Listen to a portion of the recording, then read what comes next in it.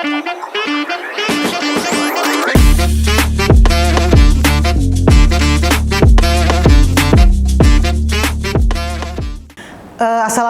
warahmatullahi wabarakatuh. Waalaikumsalam warahmatullahi wabarakatuh. Selamat sore Sobat Podium dimanapun berada.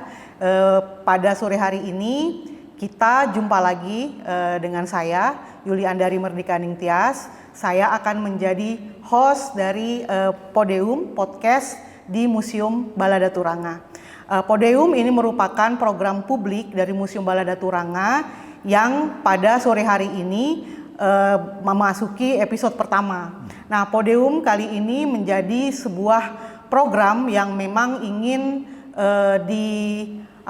dihajatkan gitu untuk menjadi ajang bertukar informasi, berdialog mengenai museum, cagar budaya dan heritage yang ada di Kabupaten Sumbawa. Nah, sore hari ini kita kedatangan seorang narasumber yang punya pengalaman segudang gitu ya tentang kebudayaan. Nah, baik kita sapa. Selamat sore, beliau adalah Pak Aris Zulkarnain. Kalau saya biasa memanggilnya Ayahanda ya, Ayahanda Aris Zulkarnain. Gimana kabarnya Pak Aris? Alhamdulillah sehat walafiat. Ya, puasa Pak? Puasa dong. Sudah. masih segar gitu ya Pak ya sore hari ini. Baik, kita akan bincang-bincang tentang cagar budaya, museum maupun yang berkaitan dengan heritage yang ada di Kabupaten Sumbawa. Nah, tema kita sore hari ini adalah tentang tantangan pelestarian bangunan cagar budaya berbahan kayu. Nah, tema ini tentu saja menurut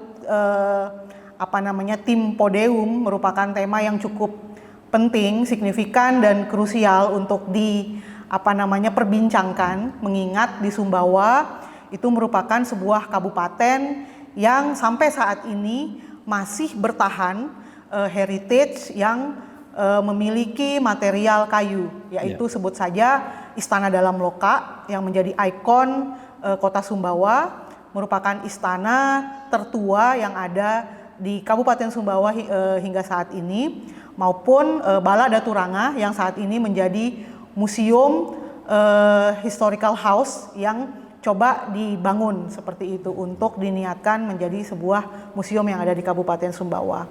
Nah, berbincang mengenai itu mungkin pelestarian ini menjadi isu yang sangat penting terutama di dalam bidang cagar budaya nih Pak ya. Nah, sebelum ke situ mungkin kita bisa sedikit flashback gitu ya, mengingat-ingat sebenarnya seperti apa sih kearifan lokal yang ada di Kabupaten Sumbawa maupun orang-orang Sumbawa Tempo dulu sejak zaman kerajaan, zaman kesultanan gitu ya, hingga saat ini yang berkaitan dengan kayu. Nah, mungkin Pak Nain bisa sedikit bercerita tentang kearifan lokal orang Sumbawa yang berkaitan dengan material kayu. Itu seperti apa Pak? Ya, terima kasih. Pertama-tama pada sore hari ini saya sebetulnya bersedih, namun sekaligus juga saya bergembira melihat kiprah generasi muda sekarang untuk belajar tentang peninggalan-peninggalan sejarah, termasuk pertanyaan yang baru disampaikan seperti itu ya. Ini perlu kita pahami bersama bahwa dalam pelestarian, ini kata kuncinya itu pelestarian, kita melihat itu tentunya berdasarkan undang-undang. Di bidang cagar budaya ini seingat saya sudah 3 undang-undang yang mendasari pengelolaannya dalam pemeliharaan dan pelestarian benda cagar budaya di Indonesia. Mulai dari monumen dan ordonansi pada zaman sebelum Belanda sampai pra kemerdekaan. Sampai sekarang sudah berapa kali itu? Sudah 3 undang-undang yang berkembang. Belum lagi peraturan-peraturan yang lain. Semua itu mempengaruhi proses dari kegiatan baik pemerintah, masyarakat, dan pemahaman masyarakat itu sendiri. Tidaklah menganggap itu suatu hal yang lebih penting daripada apa yang dia lihat untuk kepentingannya secara ekonomi. Hal itu tentunya ya seirama dan sejalan dengan pola pemerintahan di kita, ada orde lama, ada orde baru, sampai pada orde reformasi sekarang ini. Nah, orde reformasi ini itu kelihatan sekali antara bagaimana mereka ingin memungut nilai-nilai lama lewat eksistensi bangunan-bangunan cagar budaya ataupun benda-benda peninggalan yang lain di daerah kita itu, ya termasuk juga apa yang kita sebut sebagai peninggalan sejarah yang ada di kita selama ini. Nah, tentunya ini memerlukan suatu pemikiran yang besar, tripartit lah, antara pemerintah, swasta, dan masyarakat itu sendiri. Ini yang tidak terjalin selama ini. Selalu saja orang-orang melihat harusnya pemerintah punya keterbatasan dari anggaran. Nah, kalau seperti sekarang yang kita lihat, itu termasuk kebanggaan kita semua. Bala Daturanga itu dimulai dari upaya dari keluarga sendiri untuk merawat bangunan itu sedemikian rupa karena melihat ada nilai-nilai yang terkandung di dalamnya. Bukan pada harga kayu, berbeda nilai dengan harga. Tetapi kita melihat dari bangunan itu sendiri memiliki semangat, memiliki daya motivasi sebagai motivator kita untuk melihat ini sebagai sebuah kekayaan budaya yang bisa membantu kita untuk maju ke depan lebih jauh lagi. Itu yang kita lihat. Nah, pertanyaannya tentang bagaimana ekspresi masa lalu ya. Masa lalu Sumbawa itu semua kan dari Empang sampai Jerewe itu kita sebut Sumbawa, tahu Semawa di situ. Sekarang setelah reformasi menjadi 2 kabupaten, yaitu Kabupaten Sumbawa dan Kabupaten Sumbawa Barat yang Taliwang itu. Kita sudah sama kenal sekarang. Lalu keseluruhan daerah, baik desa maupun kota, itu bangunan-bangunan rumah penduduk itu semua rumah panggung. Dan semuanya besar-besar. Bukan ukuran panggung seperti sekarang ini. Sekarang ini paling ukurannya 6 kali 10, 6 kali 9. Kalau dulu tuh lebih dari itu. Kalau diameter tiangnya saja kan gede-gede itu. Itu yang Kenapa bisa begitu? Alam memberikan potensinya demikian besar untuk masyarakat. Tetapi setelah itu, jadi ini proses, tidak usah kita mensalahkan siapa-siapa lagi. Tetapi fungsi dari alam itu sangat luar biasa sebetulnya memberi kemakmuran kepada masyarakat kita. Bahkan saya akan mengatakan, baru kemarin saya katakan kepada anak-anak, semakmur-makmurnya generasi kalian ini masih jauh lebih makmur generasi kami, walaupun kalau dilihat dari kacamata fisik itu benda-benda kita tidak memiliki motor, tidak memiliki, tapi dari segi kemakmuran untuk menjawab 3 kebutuhan pokok manusia, sandang, pangan, papan misalnya itu lebih makmur dulu. Tidak pernah kita kelaparan. Sekarang kita naik harga beras saja, katakan 1.000 perak itu teriak di mana-mana. Orang dulu tidak pernah begitu. Itu yang artinya potensi alam kita itu menyediakan itu untuk bisa kemakmuran itu berlangsung di mana-mana. Dan ini semua banyak kalau kita bicara ini sangat dalam nanti, sangat luas kita akan bicarakan kalau ditanyakan ya. Tapi mungkin ini sudah bisa di tulisan-tulisan nanti kita bisa elaborasi itu. Dalam membangun rumah misalnya itu. Gimana tuh Pak dalam membangun rumah? Membangun rumah. Memilih kayunya itu seperti apa? Ya seperti itu. Kalau kita melihat ya, setiap desa kan berkembang tiap tahun ada orang kawin-mawin dan mereka harus membangun rumah. Tidak boleh tinggal terus-menerus dengan mertuanya. Satu antara dua, siapapun itu. Dan dia dari situ dia membangun rumah. Membangun rumah itu siapa yang membangun? Tidak perlu ada uang sekian banyak dari si pemilik. Punya niat saja dulu. Niat bangun rumah. Maka awalnya itu ditentukan siapa yang kita suruh, siapa yang kita minta tolong. Itu disebut sanro Bali. Sanro itu sanro Bali. Tapi sanro bukan seperti dukun atau pendukunan bukannya. Santo Bali di desa-desa itu akan mengukur antara si laki perempuan dalam sebuah rumah tangga itu. Nanti akan menjadi tolak ukur juga kapan kita pergi Hari baik. nebang hari baiknya. Kemudian di arah mana itu ada tata caranya sendiri. Bahkan tidak boleh ada suara yang diketahui oleh monyet katanya itu. Ada tata caranya dalam menebang pohon. Tidak boleh rebahnya itu melintang di atas kali kecil, anak sungai. Tidak boleh itu. Ini membuat kita itu tidak betah dan sebagainya, banyak cara yang perlu dilakukan. Dan ini tidak pakai jampi-jampi sebetulnya. Mereka sih pakai selawat saja. Nah, di situ. Berbicara tentang kearifan lokal nih Pak ya, bagaimana orang Sumbawa itu punya satu pengetahuan tentang kayu saja misalnya sebagai bahan yang mereka gunakan untuk membangun rumah. Nah, pada saat itu, pada masa orang Sumbawa di zaman dulu, itu ada tidak Pak misalnya semacam otoritas gitu ya, orang yang dipercaya atau orang yang minta nasihat gitu ketika mereka akan mengambil kayu atau ketika mereka akan mencari kayu yang digunakan untuk menjadi tiang seperti itu. Itu kalau di Sumbawa kita kena ada 2 jabatan non formal ya, non formal, tidak di bawah struktur kesultanan atau struktur desa, tidak begitu. Itu secara tradisional adat ya. Di daerah itu namanya Pati Ongong dan Pati Buru.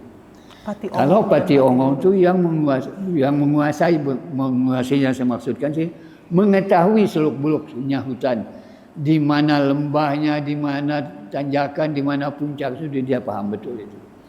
Pohon apa yang paling banyak di situ dia paham di mana-mana. Nah,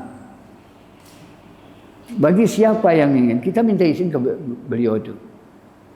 Tidak harus dari desa kita dia. Tidak perlu direbut-rebut itu. Karena dia yang mampu menunjukkan kepada siapa saja. Dan tugasnya dia itu untuk mengabdi kepada masyarakat sebenarnya. Tanpa ada imbalan-imbalan yang berarti buat seorang Pati Ongong. Dia hanya jaga. Menentukan di mana dia harus berladang. Pada zaman dulu tuh kalau boleh tidak berladang itu dilihat dari tahun berapa, tahun keberapa itu berdasarkan perhitungan tahun. Ada tahun orang kelaparan, kekurangan makan itu sebetulnya. Tapi dianggap kelaparan karena tidak makan beras. Bukan tidak makan sebetulnya. Sudah mulai pengetatan. Ya. Tidak pernah tidak kekurangan beras sebetulnya, tetapi diketatkan, mengurangi makan beras, perbanyak makan yang lain-lain. Ya sama dengan dinamika pemerintah itu seperti itu.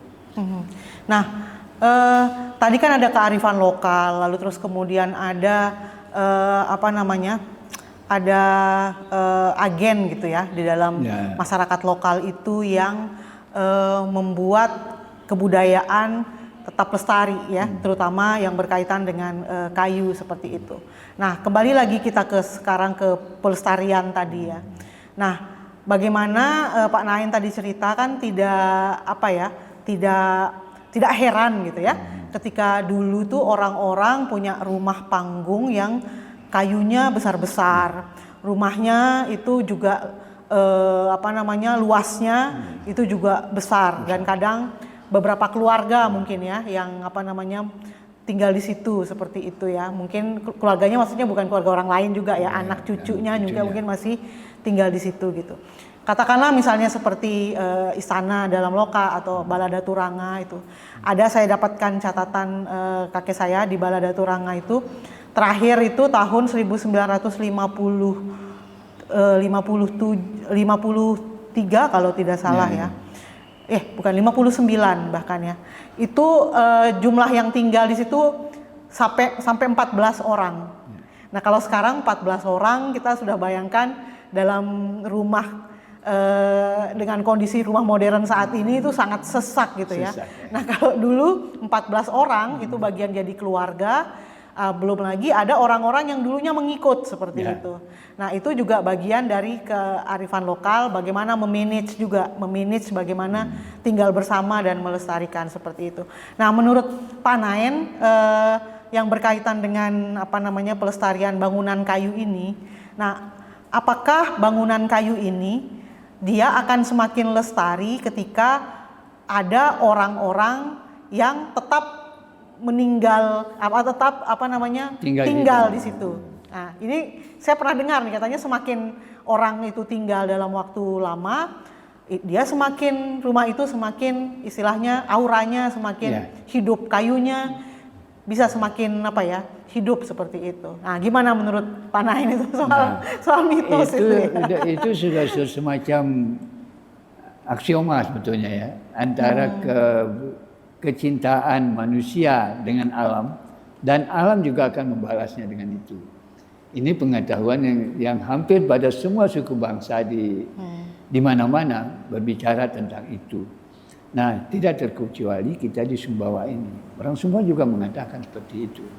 Jadi semua bangsa, semua suku di mana-mana kita secara tidak langsung kita pasti merawat itu. Kita lihat kena saja tiangnya, pasti kita langsung melihat seperti apa. Kita perbaiki. Agak goyang-goyang sedikit. Maklum kan kalau sama dulu itu kan hal-hal begitu itu menjadi semacam bahan guyon itu di dalam masyarakat itu. Kenapa kok goyang rumahnya ini pengantin baru punya misalnya itu. Wah, harus diperkuat. Jadi bagaimana rumah yang agak doyong, bagaimana cara menegakkan tepat itu ya, sehingga pas 90 derajat sudutnya itu. Ini juga pelajaran yang diberikan oleh alam kepada masyarakat kita sendiri, dan itu disikapi oleh masyarakat. Yang kedua, yang berikutnya itu tentang jenis-jenis kayunya misalnya itu. Kayu apa yang boleh dipakai, kayu apa yang membawa orang menjadi bersemangat, menjadi sehat walafiat di situ. Ada juga kayu penyakitan. Boleh percaya, boleh tidak. Ada juga kayu yang kalau kita mau coba sekarang pun bisa dibuktikan itu. Tapi tidak usah saya sebutkan kayu apa. Jadi dipercaya, bukan saja dipercaya, dibuktikan oleh banyak orang. Kalau kita lempar kayu ke halaman orang, itu malam-malam orang tidur itu bisa ketakutan seperti apa yang kita kehendaki. Ini satu contoh aja. Nah, ini kekuatan alam yang diberikan oleh Tuhan kepada alam itu sendiri, yang juga bagi kehidupan manusia. Nah, keunikan-keunikan itu di dalam pola membangun rumah itu, ini yang kadang-kadang kita tidak mau yakini itu, tidak mau pegang lagi itu, kearifan-kearifan yang ada itu. Mau pakai apa saja, bangun rumah seenak kita, ada kayunya jati ini, jati itu segala macam. Padahal jati itu seharusnya itu tidak dimakan rayap katanya. Tapi sekarang ini terbukti yang jati yang kita beli dengan mata kepala sendiri, dengan kwitansi dan sertifikatnya, biarkan rayap juga. Dan kalah juga dengan air misalnya. Ini kadang-kadang unik. Itu kenapa itu Pak? Apakah ada unsur perubahan iklim kah ini sekarang? Betulan. Ngomong-ngomong soal itu ya, karena pembahasan kita juga berkaitan sama pelestarian bangunan cagar budaya kayu gitu ya, di tengah perubahan iklim.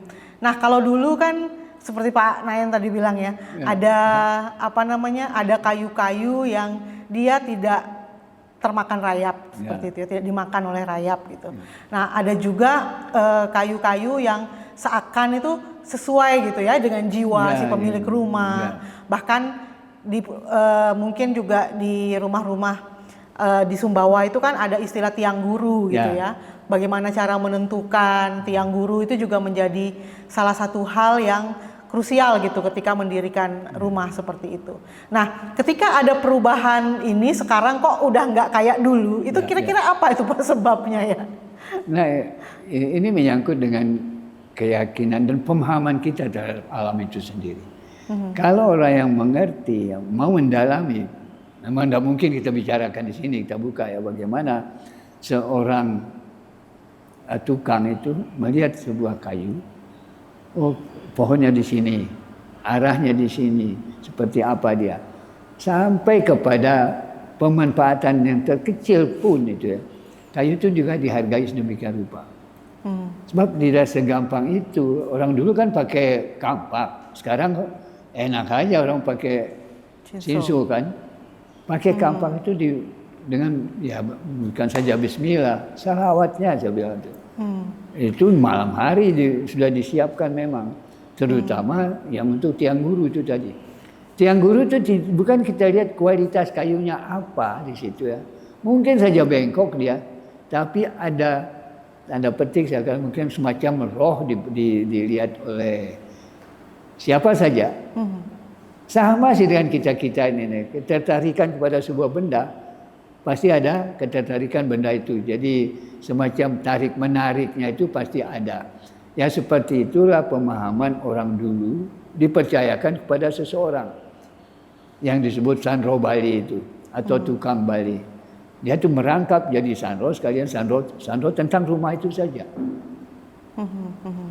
Nah, dia ahli dari menarik, ya semacam arsiteknya nanti dia seperti itu. Nah ini menarik Pak. Maksud saya kan di antara pengetahuan arsitektural ya zaman sekarang yang mungkin modern gitu kan, dalam dunia arsitek sendiri kan ada istilahnya arsitektur vernakular gitu ya. Arsitektur tradisional yang mengandung nilai-nilai kearifan lokal gitu, mengandung nilai-nilai yang sangat dekat dengan masyarakatnya seperti itu. Nah di Sumbawa sendiri itu selain tiang guru gitu ya Pak, apa sih fungsi dari sebuah rumah gitu? Apalagi itu yang berkaitan dengan rumah, selain rumah tinggal ada juga rumah yang digunakan untuk pertemuan-pertemuan adat maupun digunakan untuk ritus-ritus adat gitu. Nah menurut Pak Naen apa sih nilai-nilai penting gitu di dalam sebuah rumah yang difungsikan oleh komunitas masyarakat setempat seperti itu, terutama masyarakat Sumbawa maksud saya. Itu tentunya jawabannya seperti yang masa modern sekarang sebagai pusat keluarga ya. Tapi yang terpenting sebetulnya itu ada semacam filosofis pada orang-orang tua dulu. Bahwa kita bangun rumah bukan untuk tempat hidup katanya. Ada itu satu pendapat. Untuk apa? Untuk mati katanya. Rumah untuk mati. Jadi kita bangun rumah untuk mati. Maksudnya tentunya dalam ya penjelasan tentang ini. Jadi tidak sesingkat seperti apa yang kita bayangkan. Oh kalau kita bangun rumah, bangun untuk mati katanya. Artinya kata mati di situ sebuah ketentraman abadi yang ada. Di situ ada cinta kasih antara Tuhan dengan hambanya, dengan makhluknya. Seperti itulah. Jadi jangan heran kalau di dalam masyarakat Sumbawa rumahnya dibangun kadang-kadang menyatu dengan kandang ayam, di para-paranya ayam juga, di bawah kolongnya ada kuda, ada kerbau, ada alat-alat yang lain, sampai kepada menjadi gudang pun, gudang garamnya kalau biasanya disimpan di bawah kolong semua oleh masyarakat. Di mana-mana itu begitu. Baik itu di daerah pedalaman, di daerah seperti di Batulanti misalnya, atau daerah pesisir, atau daerah tanah datar seperti daerah pertanian agraris sekarang ini. Itu semuanya tuh ya berkaitan, sehingga lain daerah lain cara, walaupun pemahamannya itu sama, lain cara penerapannya itu. Deneta denara kata orang Sumbawa ya. Jadi lain desa, lain caranya itu. Jadi berpantun mereka kan. Ya. Jadi bukan daun siri, daun nara, bukan gitu. Nggak bisa. Tapi deneta denara, lain desa, lain caranya. Pemahamannya sama, cuma caranya berbeda. Artinya di sini bentuknya berbeda, pemahamannya sama, pengetahuannya itu. Nah, seperti itu dalam Berarti Strata bisa masyarakat. dikatakan lengkap sekali ya Sumbawa itu pemahamannya mengenai bangunan kayu gitu ya Pak ya, rumah tradisional berbahan kayu. Nah ada nilai-nilai filosofi yang bisa jadi warisan budaya tak benda maupun ada tinggalan yang berupa cagar budaya seperti itu. Nah usia-usia dulu kan orang mendirikan rumah terus ketika itu berkaitan dengan pangkat ya, status sosial seseorang, pangkat adat seseorang, pasti ada yang namanya rumah kediaman dari seorang raja maupun seorang perdana menteri maupun pangkat adat yang lain. Nah, pada masa Kesultanan Istana Dalam Loka itu adalah kediaman raja. Itu memiliki tiang 99 sesuai dengan filosofi Islam Asmaul Husna. Lain lagi dengan Balada Turanga yang punya nilai-nilai tentang Rasul gitu ya. Nah sekarang itu semua tentu saja karena usianya udah di atas 50 tahun gitu, bahkan di sana Dalam Loka itu mungkin sekitar 139 mungkin hampir 140 tahun mungkin ya sekarang umurnya. Nah ini juga sudah menjadi bangunan cagar budaya berbahan kayu yang ada di Kabupaten Sumbawa. Nah berbicara tentang pelestariannya, nah kemarin kalau tidak salah Pak Naen juga masuk dalam tim untuk revitalisasi Istana Dalam Loka yang berkaitan dengan material maupun akan direstorasi lagi seperti itu. Maunya ya Pak ya, ini mungkin ke depannya. Nah, bisa diceritakan Pak dari sini apa yang coba ditawarkan oleh orang-orang di masa sekarang gitu ya, yang berkaitan dengan pelestarian cagar budaya berbahan kayu ini Pak. Nah, hampir semua tempat, bahkan di desa pun, jangankan kita yang di kota melihat dua bangunan besar ini. Sebab di desa-desa pun banyak bangunan-bangunan besar yang diperkecil. Oh, bangunan besar diperkecil? Iya, bangunan besar yang tiang-tiangnya besar dulu ya. Saya pun melihat itu masa kecil, baik di Empang, terbukti kan, saya lihat masih ada sisanya sekarang, di Pelampang, di Lapi, di Muyuh Hilir, di desa saya kecil itu juga banyak rumah-rumah besar, tiang-tiang besar, tapi diperkecil supaya kenapa? Ternyata setelah pendidikan ini makin maju, anak-anak turunannya itu banyak yang pindah keluar, tidak tinggal bersama di rumahnya, sehingga rumah itu menjadi sepi. Mengurusnya sulit, kalau mengurus rumah panggung itu sulit. Harusnya pagi-pagi sudah bangun, mulai dari loteng sampai ke kolongnya itu harus dibersihkan dengan baik. Itu polanya. Nah, dari sisi itu keinginan masyarakat kita untuk melihat itu, karena sadar akan ada nilai-nilai di situ. Kita harus menyambut baik dan itu sudah keharusan. Bukan saja karena umurnya 50 tahun, dia sudah 50 tahun menurut undang-undang ya. Tapi nilainya itu. Nilai. Rumah besar itu ada dua ya. Ya. Dua macam, bukan dua istananya ya. Bala itu ada rumahnya pejabat besar. Orang yang memiliki pangkat pangkat adat di masa lalu. Itu. Tetapi di masyarakat ada juga yang rumah sebesar itu harus diperkecil sedikit. Apakah satu tapak ukuran terus jengkal, kurangi sedikit. Jangan sebesar rumah bala. Sehingga cukup dia kan, rumahnya katakanlah Andari punya rumah lebih besar, rumahnya Andari seperti bala besarnya, kata. Bala itu rumah besar sebenarnya dalam pengertian masyarakat Sumbawa. Nah, dari sini ada nilai-nilai itu tadi, mulai dari membangun, bukan saja membangun, niat kita membangun rumah itu saja sudah mulai dengan berangkat dari nilai. Dengan nilai dulu, apa yang akan kita dapat, mengapa kita harus bangun rumah. Jadi tidak boro-boro sekarang orang bangun rumah tipe 20, 21 misalnya, lalu dibangun lagi nanti rumah tunggu segala macam itu kan, dengan model-model baru. Akhirnya kita tidak menemukan untuk apa sih, kita berputar. Anggaran itu berputar dalam kehidupan itu, kalau tidak ganti ini segala macam lah. Semua tuh renovasi selalu terjadi seperti itu, sehingga tidak pernah punya ketentraman kita orang modern ini. Di dunia modern tidak tentram kita. Ada saja kebutuhan-kebutuhan tentang rumah, tentang itu segala macam. Sementara orang dulu rumah sudah dibangun, sudah pas, sudah punya dinding, paling diganti lasarnya, pantarnya atau apa ya dindingnya kalau memang. Tapi biasanya kalau sudah berkualitas tidak perlu diganti bertahun-tahun. Kalau zamannya atap santai yang dari bambu itu umurnya sampai 7-8 tahun. Yang sudah yang berkualitas baru diganti. Dan itu tidak perlu pakai biaya masyarakat. Karena masih ada gotong royong ya Pak? Masih ada gotong royong dan semua orang punya rumpun bambu.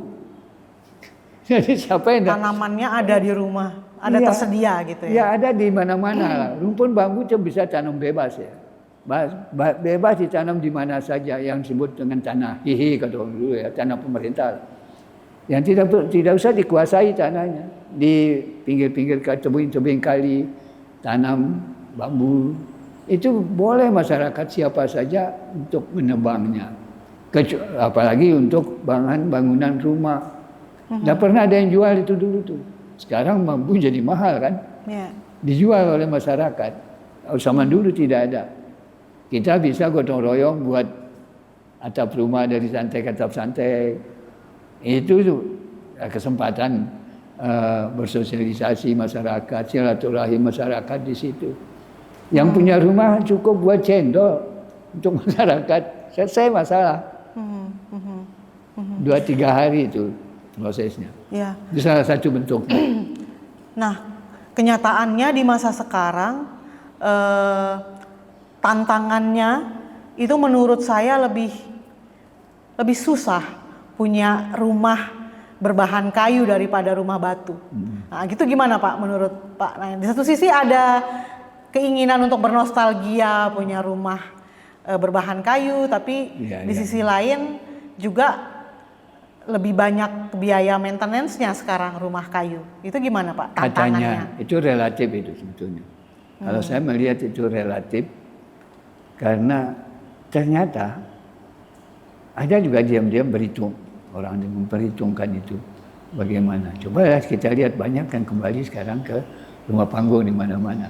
Bukan hanya sekedar romantisme masa lalunya mereka dengan kenyamanannya rumah panggung dibandingkan dengan rumah batu, rumah yang modern sekarang ini. Ya. Nah, kalau kita melihat seperti itu, kita membandingkan uang keluar dengan anunya secara ekonomi, itu sebetulnya sama saja sebenarnya. Banyak yang kita lihat itu. Mengapa orang tidak mau bangun rumah panggung sekarang? Karena sumber daya alam kita sudah tidak mendukung lagi. Itu masalahnya. Andai kata mendukung kayak zaman dulu, maka tidak akan terjadi itu. Ya. Tidak akan terjadi seperti itu. Ini ya kebetulan, maaf ya, bukan saya cerita melihat di Jepang ya. Tahun 2004 itu kan saya ke Jepang untuk melihat bagaimana mereka melestarikan bangunan kayu. Mereka punya hutan itu luar biasa. 1 kayu per penduduk itu terlalu kurang menurut mereka. Kita harus memiliki kayu di mana-mana. Nah, ada sebuah desa yang semuanya kayu. Semodern Jepang, kata orang.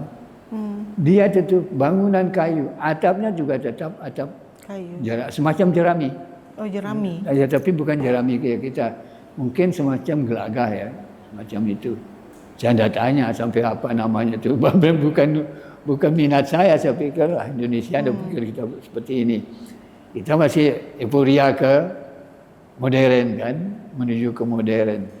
Nah, kalau di Jepang itu tetap, gotong royong juga tetap. Dan mereka tetap menjaga nilai-nilai itu. Itulah sampai orang-orang kita ingin meniru pola Jepang. Tidak semodern Jepang, dia tidak pernah meninggalkan pola-pola tradisionalnya. Nilai-nilai tradisional tetap dia lestarikan.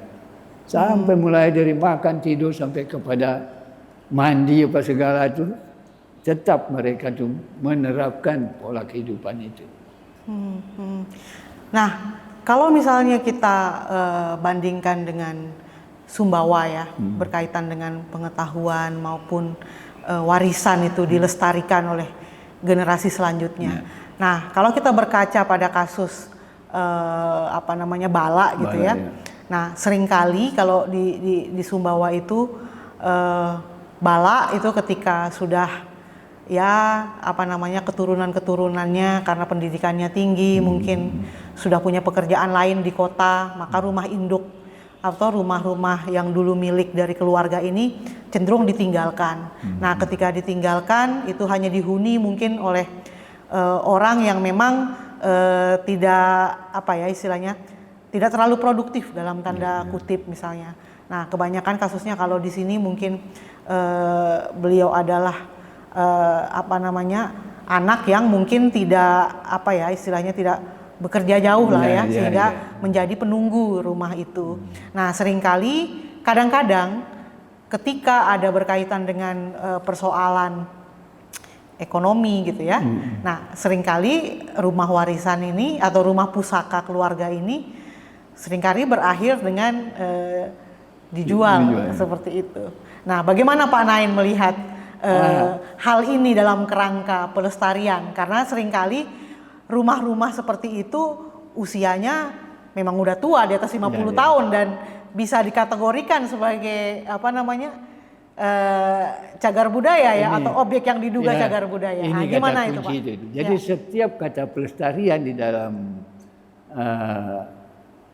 kebudayaan ini ujung-ujungnya bagi kemaslahatan kita semua. Bukan si pemilik rumah saja, jadi kita semua, baik yang di lingkungan desa, daerah, negara. Untuk apa? Pada saatnya kelak itu menjadi objek wisata paling tidak. Paling tidak seperti itu. Itu yang dari sisi ekonomi. Tapi dari sisi filosofis kehidupan, yang hakiki itu bisa kita dapatkan seperti apa sih nenek moyang kami dulu. Bekerja seperti apa, pakai apa, kenapa mereka tidak pernah menderita, kita menderita, kita ganti presiden, ganti penderitaan, misalnya kayak gitulah. Ini maaf saja ya, tapi orang kan sering berbicara tentang itu. Tapi orang zaman dulu, siapapun rajanya, yang dilihat itu adalah bagaimana kemampuan raja itu menciptakan kehidupan hablum minan nas, hablum minallahnya itu berbuah kepada kemakmuran secara langsung dalam masyarakat. Ini kan kentara sekali. Ada terjadi bencana, yang dituding bukan siapa-siapa lagi, pasti si pejabat itu. Begitu hebatnya kalau kita di Sumbawa itu, langsung didatangi pejabatnya itu. Kenapa ini? Maka ditanyakanlah pada istri, apakah pernah aku berbuat salah? Tolonglah beritahukan saya. Tidak ada yang tegur-tegur saya. Kalau memang begini kejadiannya. Jadi kayak gitu. Ada kesadaran diri seseorang. Tidak seperti sekarang, mentang-mentang sudah didukung oleh banyak orang, lalu kita paling hebat, paling baik, dan harus program kita begitu, begini katanya itu. Tidak begitu. Kita lihat dulu pertimbangan. Ini nilai-nilai budaya seperti itulah yang ingin kita lestarikan. Jadi intinya nanti pelestarian itu bukan saja dari sisi bentuk dan rupanya, tetapi itu tadi nilai yang ingin didapat itu apa saja. Orang lain akan melihat, bagaimana membangun ini. Seperti pertanyaan tadi di luar kan, ditanyakan, bagaimana orang mengangkat pengkarat yang begitu tinggi di dalam loka itu. Orang sekarang membutuhkan ekskavator segala macam. Apakah zaman dulu tidak ada ekskavator? Kan tidak ada. Pakai apa mereka?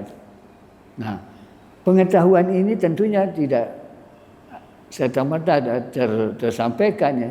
Tetapi dengan melihat kenyataan seperti itu, mereka akan menjadi termotivasi untuk belajar lebih jauh lagi tentang pernak-pernik dari kebudayaannya sendiri. Nilai-nilai tradisi apa yang ada di situ? Kenapa kok bisa begini? Memang ceritanya dipanjang. Kalau kita berbicara soal nilai-nilai yang terkandung di dalam peninggalan sejarah seperti itu.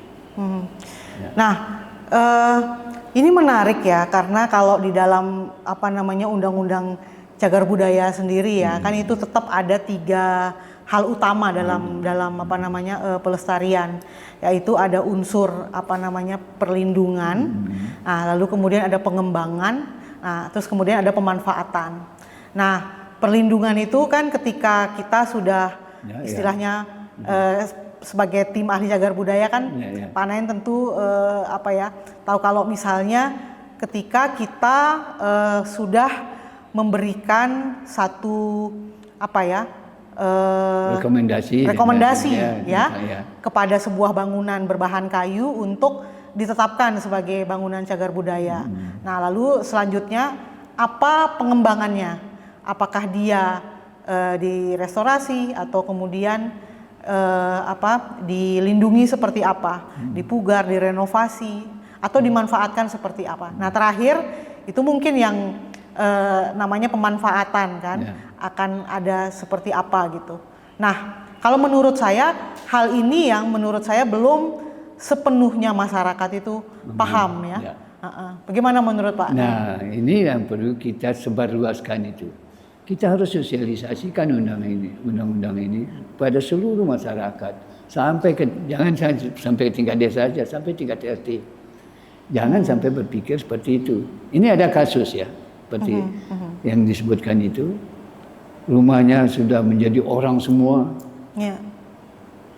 Akhirnya rumahnya itu rumah bagus, mantan rumah kepala desa dan tokoh masyarakat di situ. Tidak ada yang pelihara, siapa yang jaga, siapa yang biaya listrik segala macam urunan mereka. Lalu mau dikuasai oleh seseorang, seolah-olah ini menjadi aset buat dia ya. Tetapi saya bilang kalau hanya kamu berhitung tentang berapa harga uangmu di situ, berapa sih harga rumah itu, makin tua makin turun harganya. Tapi kalau jadikan museum desa misalnya itu tuh. Nah itu dengan kata-kata ini ya, ada ide-ide pemanfaatan, pemanfaatan. Jadi manfaatkan itu saja. Banyak hal yang bisa kita bicara tentang tokoh beliau, ketokohan yang pemilik ini, termasuk berbicara tentang siapa yang lahir di rumah ini. Nah, nanti ada kaitannya semua itu. Nah, pemeliharaan itu kan dan pelestarian itu tentu tadi dengan filosofis tadi, kalau ada orang tinggal, ada orang jaga, ada yang rawat itu dengan baik, kan dan merawatnya bukan seperti merawat orang sakit, tidak ada apa-apanya sebetulnya. Tidak perlu kita bicara tentang fumigasi segala macam itu, tidak perlu itu sebenarnya. Dengan ada kita melihat secuil itu apa yang rusak, kita perbaiki. Mungkin grendernya ada yang kurang bagus, kita perbaiki cepat. Tidak terasa itu. Tapi kalau kita merenovasi lagi, merubah itu, dan biaya mahal. Itu yang dilupakan oleh banyak orang. Nah, sehingga menganggap bangunan kayu itu jauh lebih mahal katanya itu dibandingkan bangunan batu. Ya. Nah, kayaknya memang perlu pemahaman ya, pemahaman bersama juga antara keluarga, masyarakat maupun ahli waris ya terutama.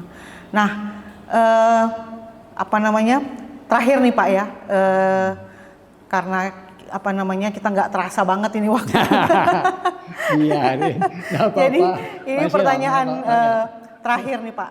Nah, kata-kata mungkin ada semacam closing statement gitu ya Pak, ada kata-kata terakhir yang ingin disampaikan oleh Pak Nain gitu ya, dari pengalaman mengamati rumah-rumah bersejarah tadi, terus kemudian bagaimana upaya pelestariannya, terutama berkaitan dengan peran Bapak sebagai tim ahli cagar budaya di Kabupaten Sumbawa. Nah, kira-kira apa nih Pak pesan buat Sobat Podium nih? Ya, kembali lagi kepada kesan saya yang pertama tadi. Kesan saya dari kesini ini melihat ini sebagai sebuah kebanggaan sekaligus kesedihan, dan sebaliknya juga bangga dan sekaligus sedih sekaligus bangga sekaligus sedih. Sekaligus sedih di situ. Karena apa? Sekarang di desa-desa, kalau kita mau dengar melihat mereka itu, tidak mau jual rumahnya, tidak mau apa, ingin melestarikan ini. Saya seperti apapun keluarga kami, dia akan merawat rumah ini dengan baik. Ada nilai-nilai itu. Artinya pendidikan itu berhasil menyusup lewat anak-anak mereka itu mempertahankan keberadaan aset yang ditinggalkan oleh nenek buyutnya. Dari sinilah yang penting sebetulnya kita bagaimana komitmen dari pemerintah kita, siapapun itu. Jadi bukan kita karena ada Menteri Kebudayaan saja ya, tanpa Menteri Kebudayaan pun semua kita bertanggung jawab untuk melestarikan benda cagar budaya ini. Bahkan penemuannya pun ya, dan kita gadang-gadang dari sekarang, oh ini calon jadi benda cagar budaya, tidak ada masalah karena memang punya nilai sejarah di situ. Hal-hal yang menarik seperti inilah yang perlu dipahami oleh masyarakat, bukan hanya sebatas apa yang tercantum di undang-undang sehingga demi kepentingan harta warisan kan terlalu naif kalau kita katakanlah tanahnya Mbak Nari ini kita jual dengan berkapeling-kapeling dengan saudara-saudara, berapa sih hanya secuil kita dapat. Tapi kita dengan melestarikan, dengan kita manfaatkan lebih dari itu pendapatannya. Baik secara nominal maupun secara filosofis dalam kehidupan kita akan temukan itu kita dapatkan yang hal luar biasa. Jadi intinya sebetulnya adalah bagaimana upaya kita secara terus-menerus, termasuk usaha podcast ini, podium ini nanti, agar pemahaman setiap orang tentang museum sebagaimana di Eropa yang Mbak Dari pernah lihat, di mana-mana kok museum itu bisa memberikan semangat kepada mereka. Lalu kita bangga-bangga pada orang Eropa hebat. Tapi sesungguhnya secara budaya mereka enggak hebat. Masih hebat kita di Nusantara ini kan. Ya. Tetapi mereka memahami budaya itu sedemikian rupa sehingga mereka itu sangat-sangat menghargai orang-orang terdahulu yang memberi nama kepada negara mereka. Ya toh? Memberi nama, memberi peninggalan-peninggalan yang berarti buat bangsa dan negaranya. Tapi jangan sampai ini dilupakan oleh generasi penerus. Saya kira itu yang membawa kita berbahagia tinggal di Nusantara. Termasuk datang ke Museum Bala Dateranga ini kan luar biasa. Jadi bukan saja kita di dalam loka kita bangga ya. Ya kita lihat sejuk, sebagainya sejuknya pemilik rumah ini zaman dulu. Itu yang kita lihat. Mudah-mudahan bisa kita membantu tugas ini dengan baik. Dan kita konsisten itu. Ya, super sekali Pak ininya, closing statementnya ya. Jadi mungkin benang merahnya ya Sobat Podium dalam episode kita kali ini tentang pelestarian bangunan bangunan cagar budaya berbahan kayu. Kita ngomong tadi soal bala, rumah panggung ya secara bergantian. Nah ini sebenarnya yang paling penting adalah bahwa rumah itu bukan hanya sekedar bangunan, tapi rumah itu adalah tempat di mana jiwa ya pemiliknya itu kembali pulang seperti itu. Apalagi tadi ada tentram seperti itu ya. Tadi ya. Ya terima kasih Pak Aris Zulkarnain atas bincang-bincangnya sore ini di acara Podium Podcast di Museum ya, merupakan program publik dari Museum Bala Dateranga. Tak terasa mungkin hampir 1 jam ya ini dan menjelang berbuka. Jadi kita akhiri saja Sobat Podium. Terima kasih atas partisipasinya. Terima kasih atas perhatiannya sudah menonton bincang-bincang kami yang berkaitan dengan tantangan pelestarian bangunan cagar budaya berbahan kayu di Kota Sumbawa ini. Makasih Pak Naen, sampai jumpa di acara selanjutnya. Terima kasih. Sukses selalu ya. Terima kasih Pak. Alhamdulillah.